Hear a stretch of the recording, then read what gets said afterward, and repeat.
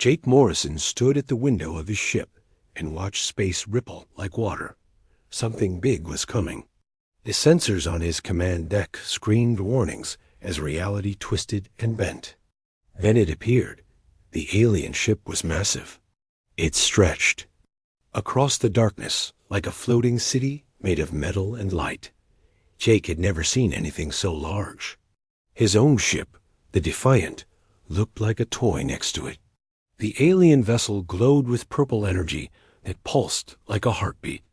"Captain Morrison, we have incoming transmission," said Lisa Carter from her position at the communications desk. She was his second in command and had been with him for 5 years. Her face was calm, but Jake could see worry in her eyes. The main screen flickered to life.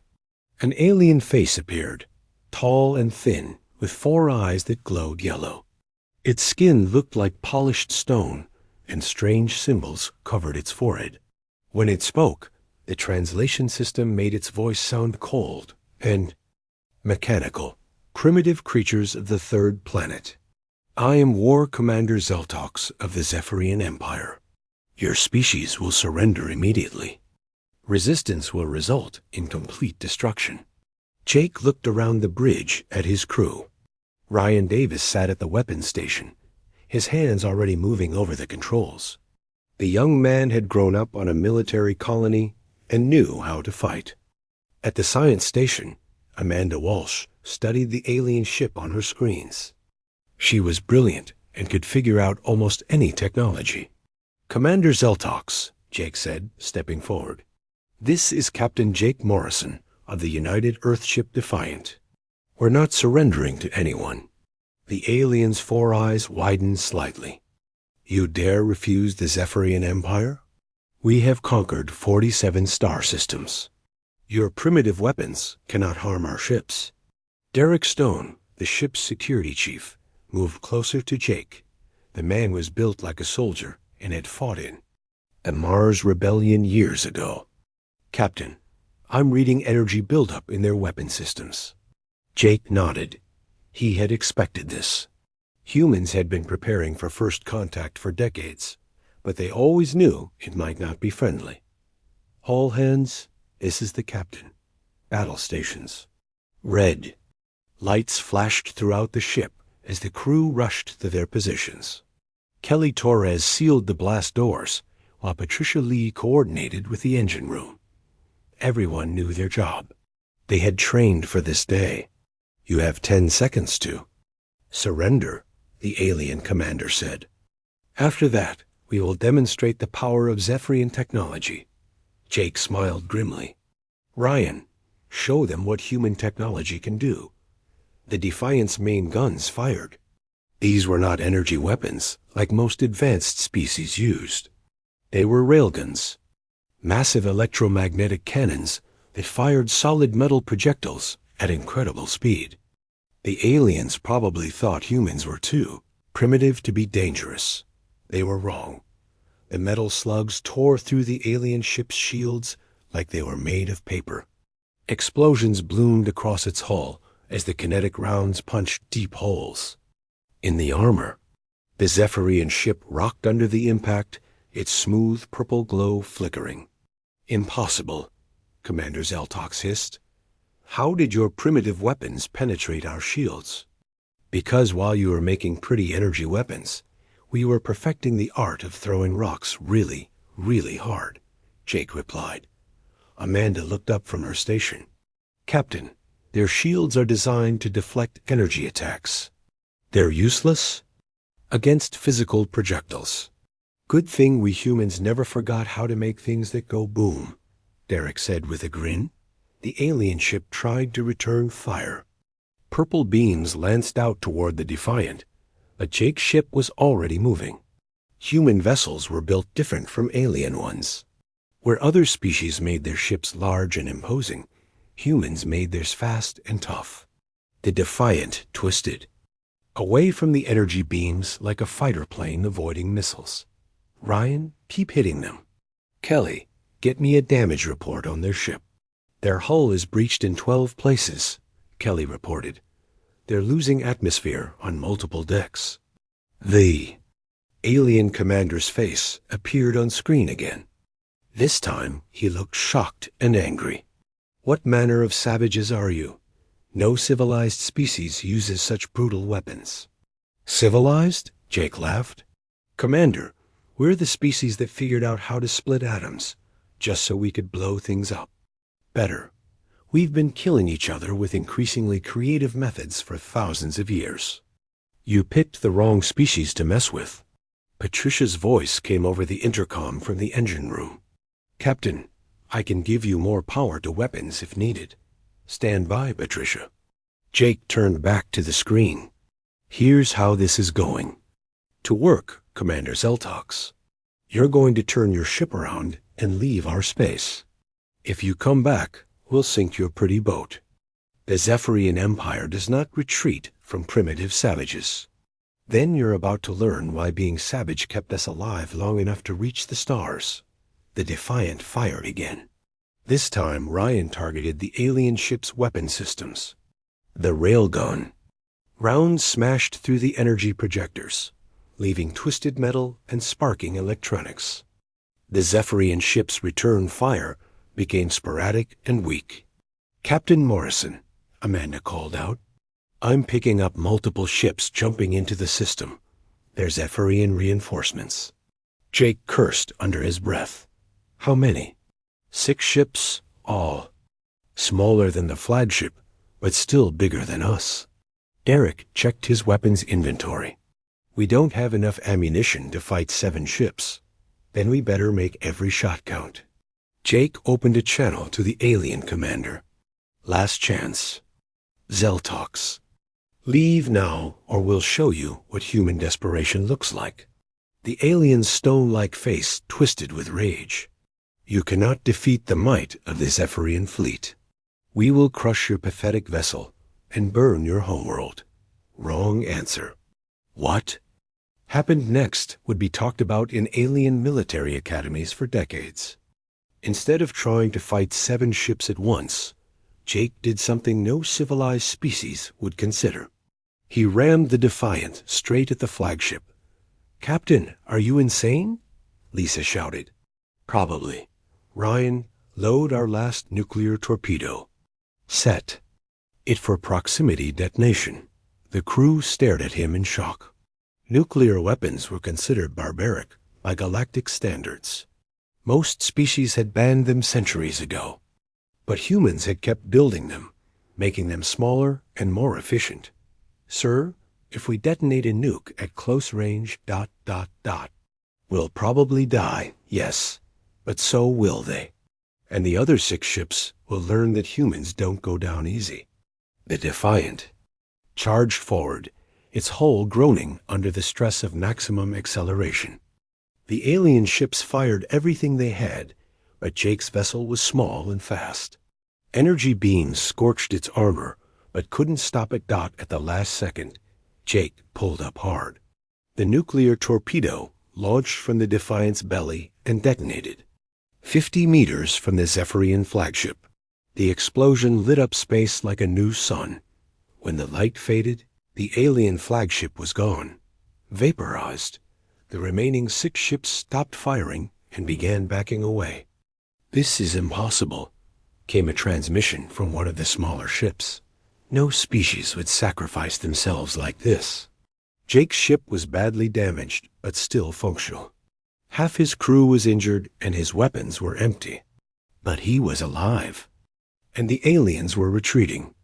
"Listen carefully," Jake said, broadcasting to all the alien ships. "Go back to your empire. Tell them what you saw here. Tell them that humans don't surrender, we don't run, and we sure as hell don't play by anyone else's rules. If you want a war with Earth, you better bring everything you've got, because we will." The Zephyrian ships jumped away without another word. Lisa looked at Jake with a mixture of admiration and concern. "Captain, what have we done?" Jake stared out at the stars where the alien fleet had disappeared. "We just announced to the galaxy that humanity is not going quietly into the night. And something tells me this is only the beginning."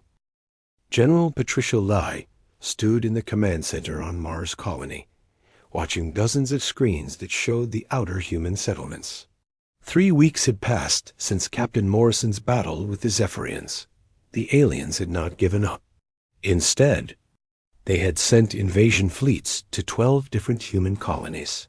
"General, we have reports coming in from New Texas Colony," said her aide, Lieutenant Nick Roberts. "The Zephyrians have landed ground troops. They're demanding surrender from the colonists." Patricia studied the tactical map. Red dots showed where alien ships had appeared throughout human space. The Zephyrians were trying to overwhelm Earth's defenses by attacking everywhere at once. It was a smart strategy against most species, but humans were not most species. "Get and Colonel Derek Stone at Fort Liberty," she ordered. Derek's scarred face appeared on the main screen.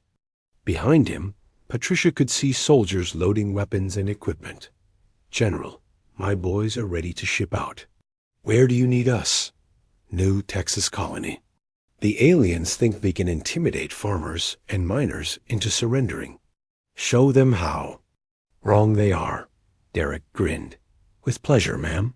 These aliens are about to learn why humans conquered their own planet before they reached the stars. On New Texas Colony, the Zephyrian War Commander Vextok stood in the center of the main settlement. His troops had surrounded the human buildings, their energy weapons trained on the colonists. The aliens were tall and thin, wearing armor that shimmered with protective shields. They looked invincible. "Humans of this settlement," Vextok announced through his translator, "you will surrender your weapons and submit to Zephyrian rule. Resistance is futile. We have conquered dozens of species who possessed far superior technology." The colonists gathered in the town square looked scared. Most were families who had come to this world to farm and mine.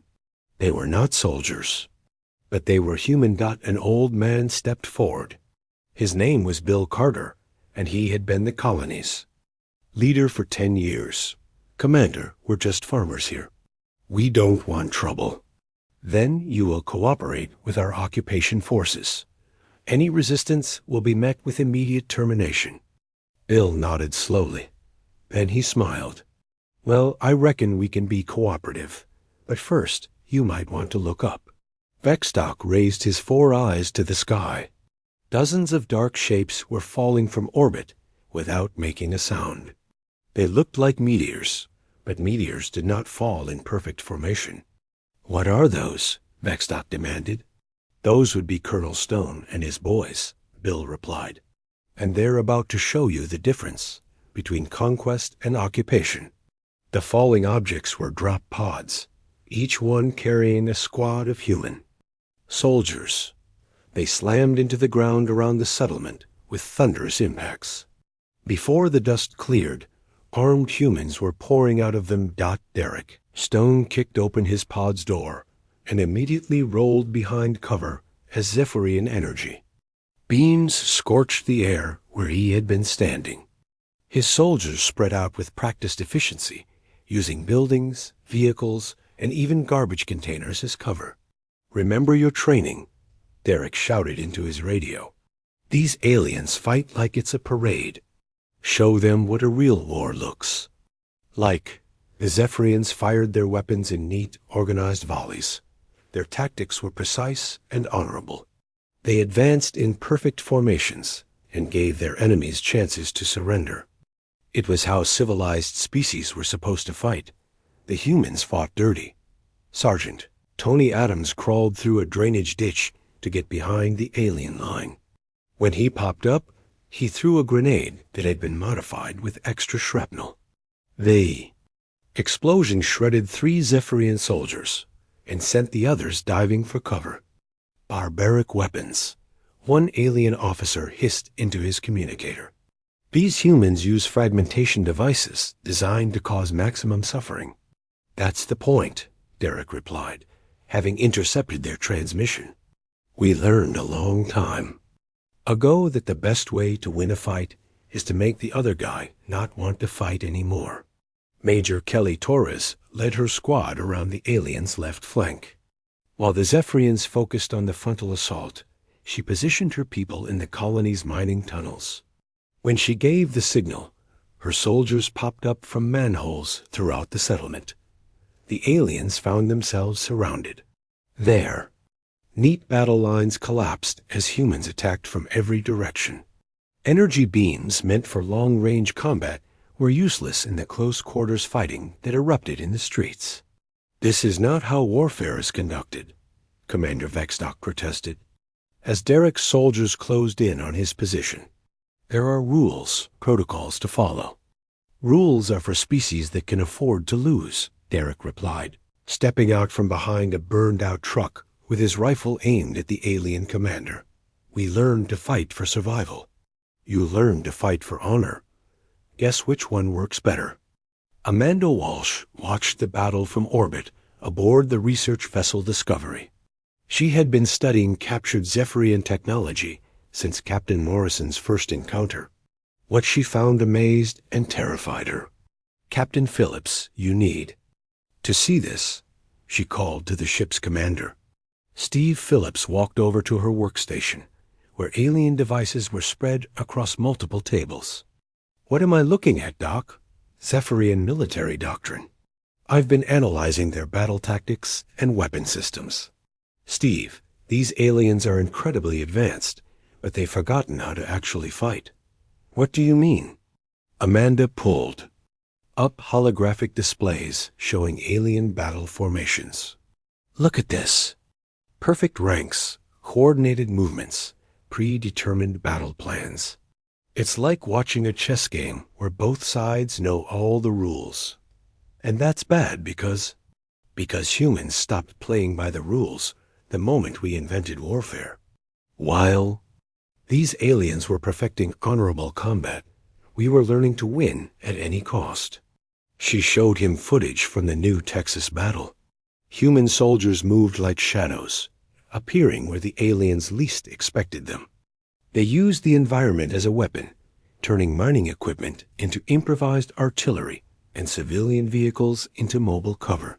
The Zephyrians fight like they're trying to minimize casualties and follow some kind of Galactic Geneva Convention. Amanda continued, "We fight like we're trying to eliminate the enemy as quickly and efficiently as possible." Back on New Texas, the battle was ending. The Zephyrian ground forces had surrendered after losing half their troops in 20 minutes. Commander Vexdock knelt in the dirt with his hands secured behind his back. "This is impossible," he said, staring at Derek. "We have superior technology, better armor, more advanced weapons. How did you defeat us so easily?" Derek checked his rifle and looked down at the alien commander. "Because while you were building better tools, we were becoming better killers. Every human soldier carries thousands of years of evolutionary warfare in their DNA. We didn't just learn to fight, Commander. We learned to hunt." The colonist Bill Carter walked over to join the conversation. "My grandfather fought in the Third World War. My father survived the Mars Rebellion. I grew up hearing stories about how humans never quit, never surrender, and never fight fair if they can help it." "But you are farmers and miners," Vexdock protested, "not soldiers." "Son," Bill said with a laugh, "every human is a soldier when they need to be. That's what kept us alive long enough to reach the stars." Dr. Sophie Clark arrived on the next transport ship to study the captured Zephyrian equipment. She was Earth's leading expert on alien technology and weapon systems. What she found in the aliens' gear made her shake her head in disbelief. "They're using energy weapons that are literally designed not to cause unnecessary suffering," she reported to General Lee. "Their armor prioritizes appearance over protection.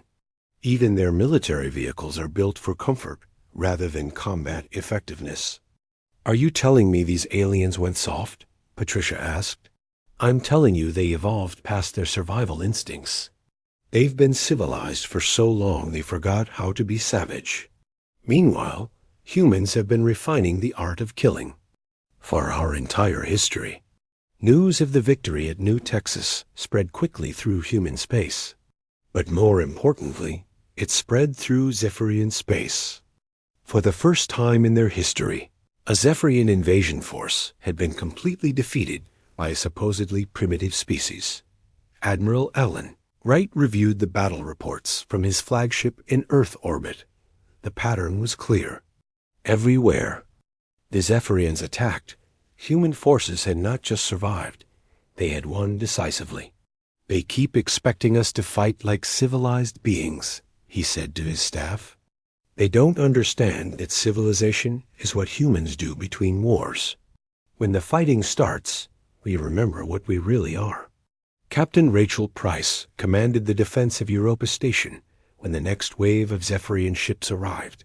This time, the aliens came prepared for human tactics. They had studied the defeats and adjusted their strategy. It did not help them. "These creatures learned quickly," her weapons officer reported, as alien ships exploded in the darkness of space. "But they're still trying to fight an honorable war." Rachel watched another Zephyrian cruiser break apart under human railgun fire. "Then they'll keep losing. Honor is a luxury for species that don't have to worry about extinction. We gave that up the day we invented the spear." The war was spreading, and the galaxy was beginning to take notice. Ancient civilizations that had watched the rise and fall of countless species turned their attention to the small blue planet called Earth. Captain Nick Roberts checked his equipment one last time before stepping into the airlock. His ship, the Ranger, hung in the darkness between two Zephyrian supply convoys. The aliens thought their cargo routes were safe this deep in their own territory. They were about to learn how wrong they were. "Remember, we hit fast and disappear faster," Nick told his team through the radio. "These supplies are keeping their war machine running. We cut the supplies, we cut their ability to fight." His team consisted of 12 Special Forces soldiers, each one trained in the kind of warfare that made other species uncomfortable. They carried weapons that could punch through starship hulls and demolitions that could crack asteroids in half. The first Zephyrian transport never saw them coming. Nick's team cut through the hull like it was made of paper, moving through the ship's corridors like ghosts. The alien crew tried to resist, but they were cargo haulers, not warriors. Within minutes, the transport was drifting dead in space. "Cargo secured," reported Sergeant Mike Thompson. They were carrying energy cores for their battle fleet. Without these, their ships won't be able to recharge their weapons. "Good. Plant the charges and let's move to the next target." The second transport tried to run when it detected the attack on its companion. The alien captain pushed his engines to maximum power, trying to reach the safety of a nearby Zephyrian patrol. He almost made it. Nick's ship caught up just as the transport was calling for help. Instead of boarding this time, the humans did something that horrified the alien crew. They rammed the transport's engine section with their own ship. The impact sent both vessels spinning, but the human ship was built to take damage. It had thick armor and redundant systems designed by engineers who understood that sometimes you had to break things to win. The alien transport, built for efficiency rather than combat, cracked apart like an egg. "All cargo destroyed," Nick reported to headquarters. "2 more supply runs that won't make it to the front lines." Engineer Sophie Clark worked frantically in her laboratory aboard the research station Hope. Around her, captured Zephyrian technology lay in pieces as she tried to understand how it worked. But Sophie was not just studying the alien devices. She was learning how to break them. "Dr. Blake, you need to see this," she called to her supervisor. Richard Blake walked over to her workstation, where she had connected several alien energy cores to human monitoring equipment. "What am I looking at, Sophie?" "Zephyrian power systems. They're incredibly efficient, but they have a fatal flaw. If you overload one core, it sends feedback through their entire power grid."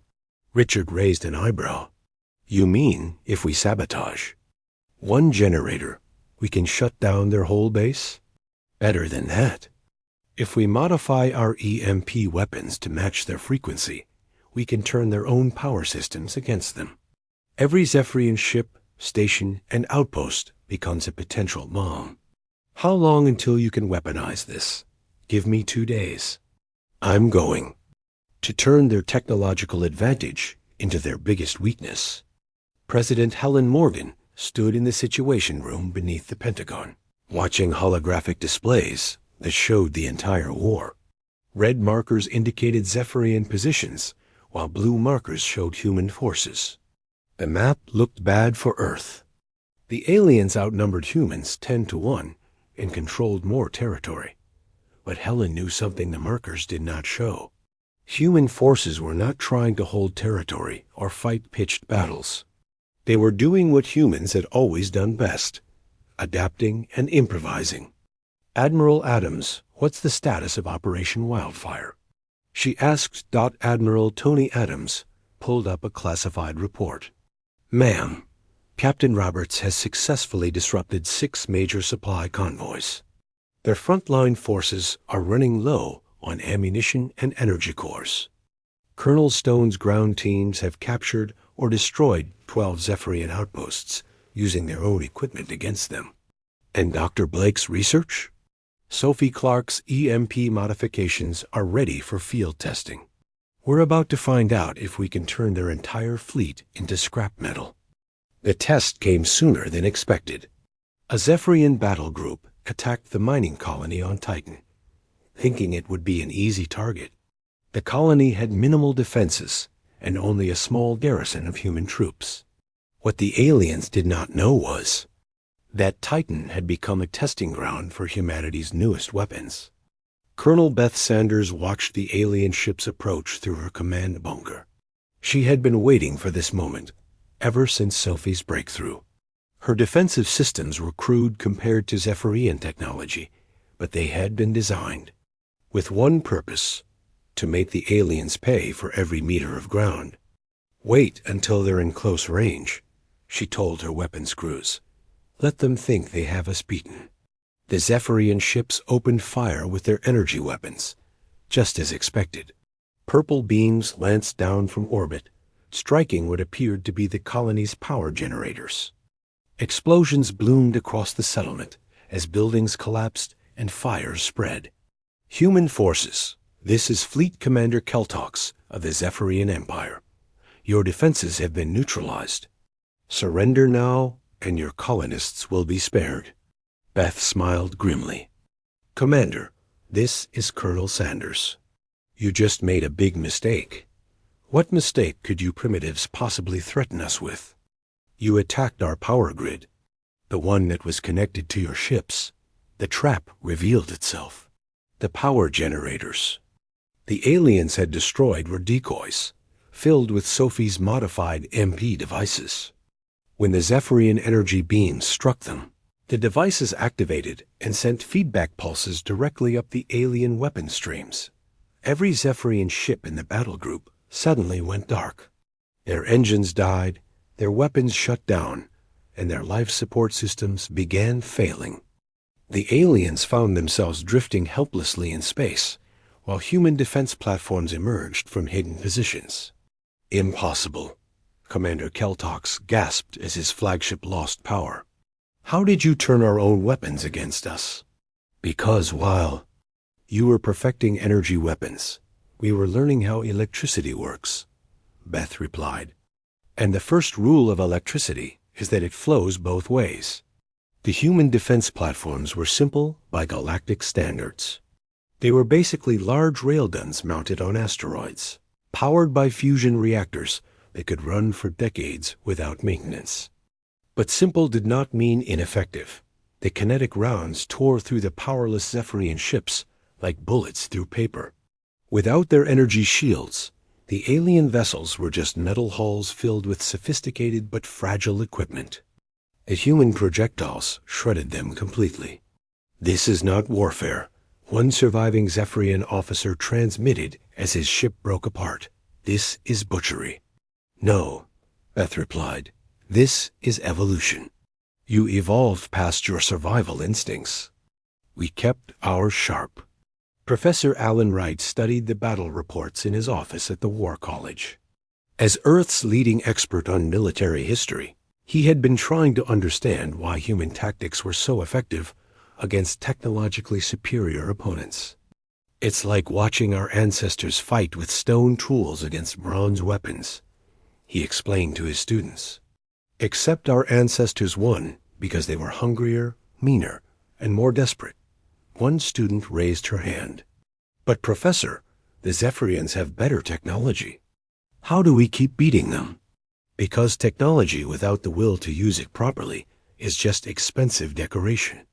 The Zephyrians treat war like a chess game with rules. Humans treat war like a life-or-death struggle where the only rule is winning. He pulled up footage from the Titan battle. Look at how they attacked. Neat formations, coordinated strikes, opportunities for surrender.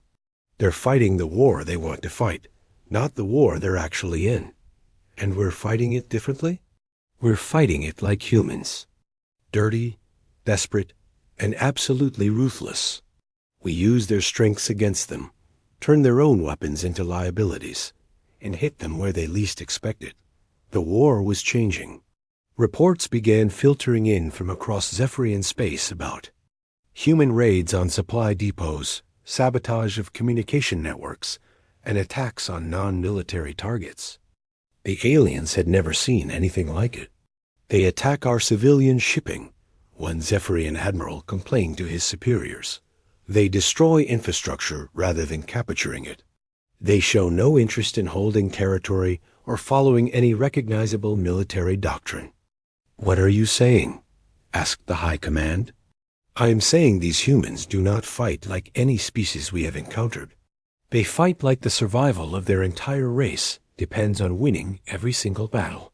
Captain Greg Adams led another raid deep into enemy territory, his ship loaded with nuclear mines disguised as asteroids. The plan was simple. Drop the mines in Zephyrian shipping lanes and wait for their cargo fleets to trigger them. It was not honorable, but it was effective. Captain, I'm detecting a Zephyrian patrol squadron approaching, his navigator reported. How many ships? 4 cruisers, heavily armed. Greg smiled. Perfect. Time to field test Sophie's latest toy. He activated a device that Sophie Clark had built from captured Zephyrian technology. It sent out signals that mimicked distress calls from Zephyrian ships, complete with fake identification codes and emergency broadcasts. The patrol squadron changed course to investigate what they thought was a damaged friendly vessel. Instead, they found Greg's ship waiting with its weapons charged and ready. This is Captain Adams of the human vessel Predator. Ambassador Lavra King walked through the crystal halls of the hegemony's capital ship, her footsteps echoing in the strange alien architecture. The crystalline hegemony had ruled this section of the galaxy for over 10,000 years. They were ancient, wise, and powerful. They were also scared. Ambassador King, said High Crystal Arch Vexnall, his voice ringing like wind chimes in the massive chamber. Your species has caused great concern throughout the galactic community. Lavra looked up at the towering crystal being. The crystal arch stood 15 feet tall, his body made of living diamond that refracted light into rainbow patterns. He was beautiful and terrifying at the same time. Concern about what, exactly? Lavra asked, though she already knew the answer. The destruction of the Zephyrian Empire.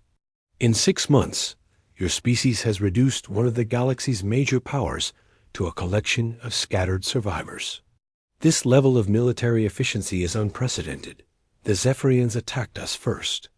We defended ourselves.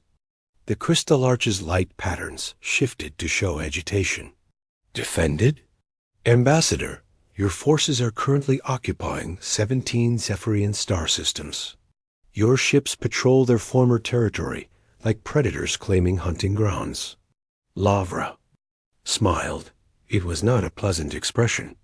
The Zephyrians learned that attacking humanity carries consequences. We're making sure everyone else learns the same lesson. On the bridge of the UE's Vengeance, Captain Steve Phillips received the transmission from Earth Command. His orders were simple: patrol the former Zephyrian border and make sure no other species got ideas about testing human resolve. "Captain, we have 3 ships approaching from the Alterian Confederation," reported his tactical officer. "They're requesting permission to enter former Zephyrian space."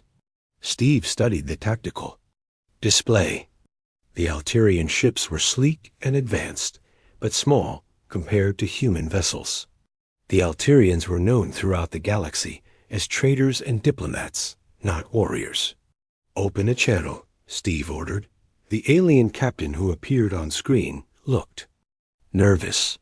The Alterians were humanoid, but covered in blue scales, with large eyes that could see across multiple light spectrums. They were intelligent and peaceful, which made them perfect for what Steve had in mind. "This is Captain Vel-Ka of the Alterian merchant vessel Crystal Wind. We request passage through this system to resume trade with former Zephyrian colonies." "Captain Vel-Ka, this is Captain Phillips of the human vessel Vengeance. You're welcome to pass through, but first you need to understand the new rules." "Rules? This space is under human protection now. The colonies here were enslaved by the Zephyrians for decades. We liberated them, and now they're free to make their own choices about trade and government." The Alterian captain's scales shifted. Color, a sign of confusion. "You liberated slave colonies?" But the Zephyrians told the galaxy these worlds volunteered to join their empire. The Zephyrians told a lot of lies. "Would you like to see what we found when we took their administrative centers?" Steve transmitted files that had been captured from Zephyrian computers. The records showed decades of forced labor, cultural suppression, and brutal punishment for any resistance. The Alterian captain's scales turned pale as he read through the documents. "This is horrible. We had no idea the Zephyrians were capable of such cruelty. Most species didn't. The Zephyrians were very good at public relations. But humans have experience with empires that smile while they commit genocide. We know what to look for." Colonel Beth Sanders stood in what used to be a Zephyrian prison camp on the planet Kepler 452c. The facility had held over 50,000 beings from 12 different species, all forced to work in the planet's uranium mines. Now it was empty, except for the records that told the story of Zephyrian brutality. "Colonel, the liberation ships are requesting permission to land," her communications officer reported. Beth nodded. "Send them down. These people have been slaves for 40 years. Time to send them home." The beings who emerged from the underground facilities were thin and scared. Many had never seen sunlight, having spent their entire lives in the mines. They represented species from across the galaxy, all taken as prisoners when the Zephyrians conquered their worlds. An elderly Alterian female approached Beth cautiously. Her scales were gray with age and malnutrition, but her eyes still held intelligence. "Are you really going to free us?" she asked in broken universal standard. "That's the plan. We've already contacted your governments. Ships are coming to take you home." The old Alterian began to cry. "The Zephyrians told us we were forgotten. They said our worlds had been destroyed, and we were the only survivors. They lied. Your world is fine, and your people have been looking for you." Word of the liberation spread quickly through galactic communication networks. Images of freed slaves thanking human soldiers appeared on news feeds across dozens of worlds. But the reports also included something that made many species uncomfortable: footage of what humans had done to Zephyrian prison guards. Professor Alan Wright reviewed the battle reports in his office at the Earth War College. The pattern was clear and disturbing. Human forces had shown remarkable restraint when dealing with Zephyrian regular troops, often accepting surrenders and treating prisoners well. But when they discovered evidence of war crimes or slavery, their response was swift and brutal. The psychological profile is consistent, he explained to the assembled military leadership. Humans can be compassionate conquerors when facing honorable enemies. But when we encounter cruelty, especially cruelty directed at the defenseless, we become something else entirely. General Patricia Lee studied footage from the prison camp liberations. What are you saying, Professor? I'm saying that our species has two modes when it comes to warfare. We can be professional soldiers who follow rules and show mercy. Or we can be avenging angels who show no quarter to those who prey on the innocent. The galaxy is learning about both sides of human nature. Dr. Richard Blake worked in his laboratory aboard the research station Discovery, analyzing alien technology that had been captured from dozens of different species. The Zephyrians had been collecting weapons and equipment from their conquered enemies for centuries. Sophie, look at this, he called to his assistant. Sophie Clark joined him at a workstation covered with alien devices. What am I looking at? Weapons technology from 17 different species. The Zephyrians studied how every race in their empire fought, then developed countermeasures. That's how they stayed in power for so long. Sophie picked up a strange, crystalline device. And now we have all their research. Exactly. We know the weaknesses of every major species in this section of the galaxy. If any of them decide to test us like the Zephyrians did, we'll be ready. The implications were staggering. Humanity had not just defeated one empire. They had gained the military intelligence needed to defeat dozens of others, Captain Rachel. Price commanded the human fleet that escorted freed slaves back to their homeworlds. It was a massive undertaking that required coordination with governments across the galaxy. More importantly, it was a demonstration of human power and compassion that every species was watching. Captain, we're receiving a transmission from the Valdorian Republic. Her communications officer reported the Valdorians were reptilian beings known for their military traditions. They had fought a bitter war with the Zephyrians decades ago and lost badly. Captain Price, this is Admiral Sesterak of the Republic Fleet. We wanted to thank you for what you've done. Rachel was surprised. Thank us? The beings you rescued include over 3,000 Valdorian civilians who were taken when the Zephyrians conquered our outer colonies. We thought they were dead. You have given us back our children. We're just doing what's right, Admiral. Perhaps, but you have also done something else. You have proven that the Zephyrians can be defeated. For the first time in 50 years, my people have hope. The conversation was being monitored by intelligence services across the galaxy. Every species was learning the same lesson. Humanity was not just another military power. They were liberators who kept their word and protectors who would fight for strangers. But they were also something much more dangerous. Ambassador Lavra King received a report that changed everything. Intelligence gathered from liberated Zephyrian facilities revealed the existence of something called the Hegemony Protocol. It was a secret agreement between the galaxy's major powers to prevent any single species from becoming too dominant. According to these documents, Lavra explained to President Morgan via secure transmission, if any species shows signs of becoming a galactic superpower, the others are supposed to unite and destroy them before they can pose a threat. Are you telling me we're about to face a war with the entire galaxy? President Morgan asked. I'm telling you that several species are already discussing the possibility. The Crystalline Hegemony, the Valdorian Republic, and at least 6 others are reportedly in secret negotiations. What's their concern? Us. They're afraid that if we can destroy the Zephyrian Empire in 6 months, we might decide to conquer the rest of the galaxy next. President Morgan was quiet for a long moment. Lavra, are they right to be afraid? Lavra looked out at the alien capital ship around her, with its thousands of crystal beings who had ruled this region of space for millennia. Ma'am, I honestly don't know. Fleet Admiral Paul Mitchell stood on the bridge of the U.E. Sierra Nova, humanity's largest warship, as it patrolled the edge of what was now called the Human Protection Zone. 5 years had passed since Captain Narison's first encounter with the Zephyrians. The galaxy was a very different place now. Admiral, we're receiving a distress call from the Kepler system, his communications officer reported. Pirates are attacking a Valdorian colony ship. Paul looked at the tactical display.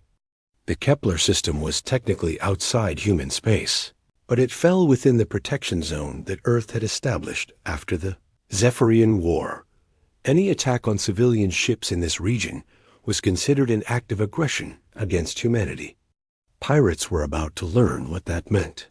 Set course for Kepler, maximum speed, and send a message to the pirates on all frequencies.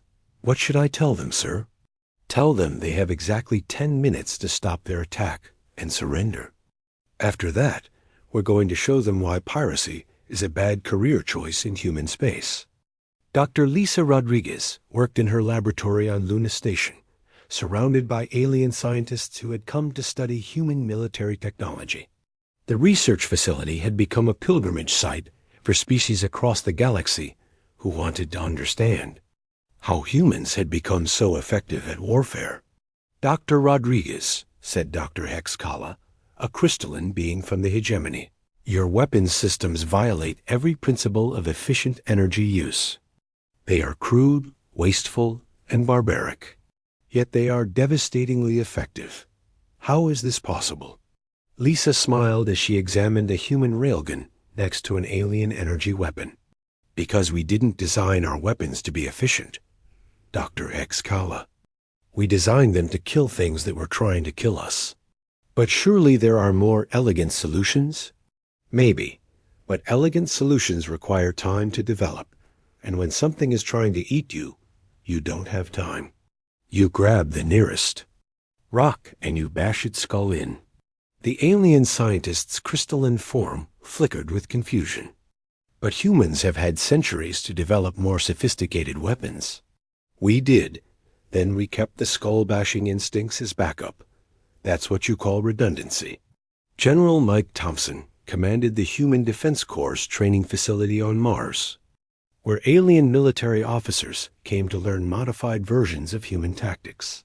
The waiting list for the program was 3 years long, and every major species in the galaxy had sent representatives.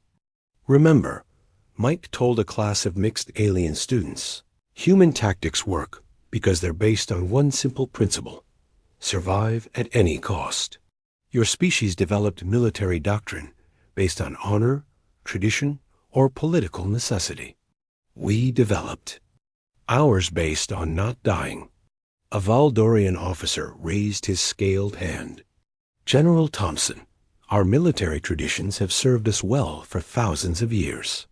And they got you conquered by the Zephyrians in 6 weeks, Mike replied bluntly. I'm not saying your traditions are wrong. I'm saying they're luxuries you can only afford when you're not fighting for your survival. President Kate Johnson stood before the Galactic Assembly, addressing representatives from over 200 species. The massive chamber on the neutral world of Concordia buzzed with the sounds of dozens of different languages being translated in real time. Honored delegates, Kate began, I want to address the concerns that many of you have raised about human expansion and military capabilities. The chamber grew quiet. Every species present knew that humanity now controlled the largest fleet in the galaxy and had military bases in 47 star systems. Some of you fear that Earth seeks to build an empire like the Zephyrians did. I'm here to tell you that you're both right and wrong. Murmurs rippled through the assembly. You're wrong if you think we want to conquer your worlds, enslave your people, or destroy your cultures. Humans have no interest in ruling species that don't threaten us. She paused, letting that sink in. But you're right if you think we're building an empire. We're building an empire of peace, protected by the threat of absolute destruction for anyone who breaks it. Ambassador Lavra King watched from the diplomatic gallery as delegates from dozens of species shifted uncomfortably in their seats.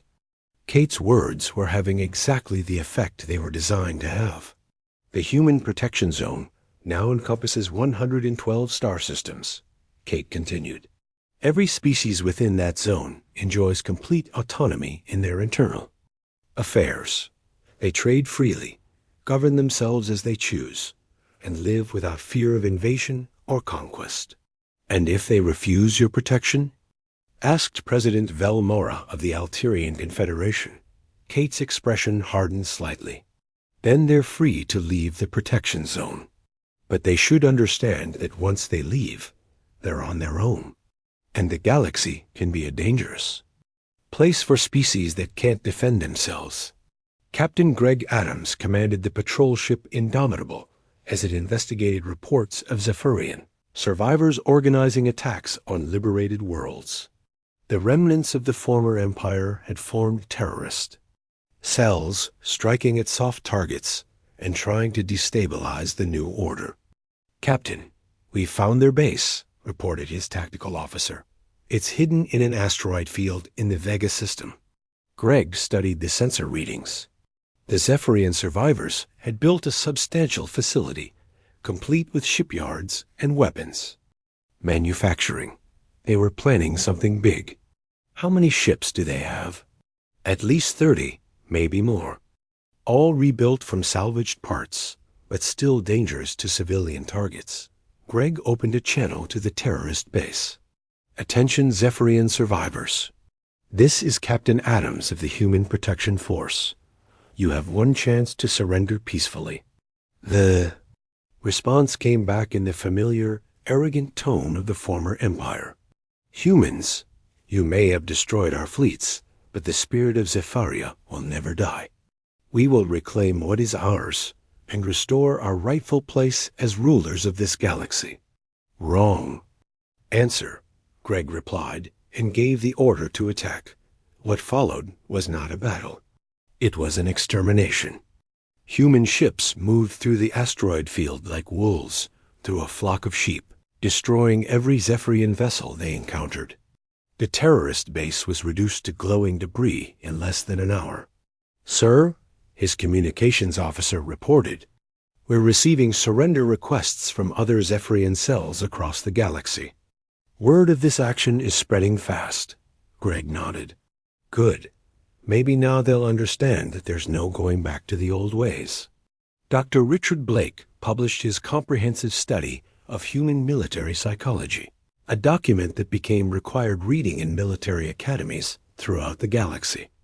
The report explained why human tactics were so effective and why other species found them so disturbing. Humans approach warfare from a fundamentally different perspective than other galactic species, the report concluded. While most races view military conflict as an extension of politics or a tool for achieving specific objectives, humans view it as a struggle for species survival. This difference in mindset produces tactical and strategic approaches that appear savage to other cultures, but are devastatingly effective in practice. The report went on to describe human military history, from their wars with stone tools to their nuclear conflicts to their current interstellar campaigns. The pattern was clear. Humans had spent their entire evolutionary history learning to kill efficiently. The most disturbing aspect of human warfare, Blake wrote, is not there. Tactical brutality or their technological adaptations. It is their ability to switch between compassionate protectors and ruthless destroyers, depending on the circumstances. This psychological flexibility makes them unpredictable opponents and reliable allies. Commander Rachel Price led the ceremony, dedicating the memorial to the liberated on the former Zephyrian capital world.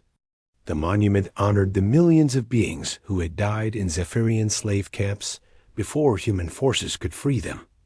Representatives from 43 species attended the ceremony, many of them survivors of Zephyrian brutality. They came to honor their dead, but also to see the humans who had avenged them. We gather here not to celebrate war, Rachel said to the assembled crowd, but to remember why sometimes war is necessary.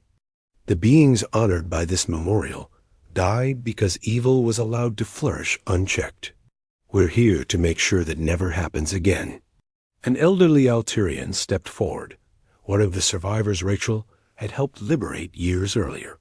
Her scales had regained their natural blue color, and her eyes were bright with health. Commander Price, on behalf of all the liberated peoples, I want to thank humanity.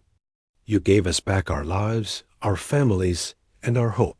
You don't need to thank us, Rachel replied. Protecting the innocent from those who would harm them isn't something humans do for gratitude. It's something we do because it's right. As the ceremony concluded, representatives from dozens of species approached human officials with requests for protection agreements, trade partnerships, and military assistance.